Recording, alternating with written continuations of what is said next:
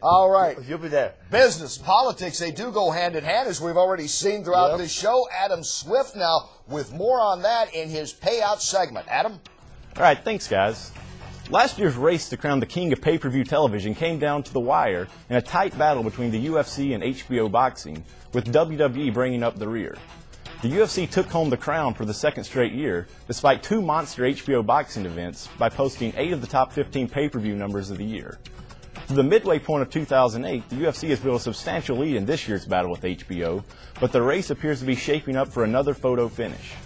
The UFC averaged 420,000 buys for its first 7 events of the year, down roughly 4% from last year's average, but still good enough to pace the pay-per-view industry. The company drew its biggest number of the year for UFC 81, which featured the debut of former WWE superstar Brock Lesnar, while the company's 2 pay-per-view events from England were its worst performers, drawing 225,000 buys each thanks to weaker than normal lineups. Surprisingly, Vince McMahon's WWE sits in second place with an average of 405,000 buys.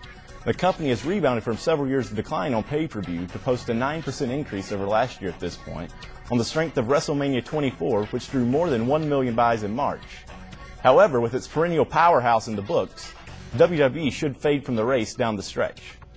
The resurgence of boxing was the story of 2007, and HBO got off to a fast start in 2008 with 500,000 buys for Trinidad vs. Jones.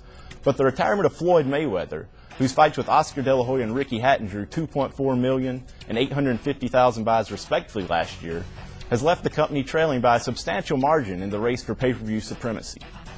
The company averaged only 337,000 buys for its first 4 events of the year.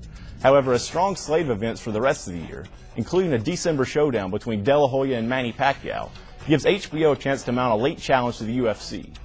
The UFC was counting on a marquee showdown of its own in December, but the much-anticipated George St. Pierre-BJ Penn matchup will now have to wait until January. With the announcement of the return of Randy Couture to the UFC to face Brock Lesnar in November, the UFC now has a super fight of its own. For Inside MMA, I'm Adam Swift. Thanks, Adam. You can also check out more with Adam on MMApayout.com.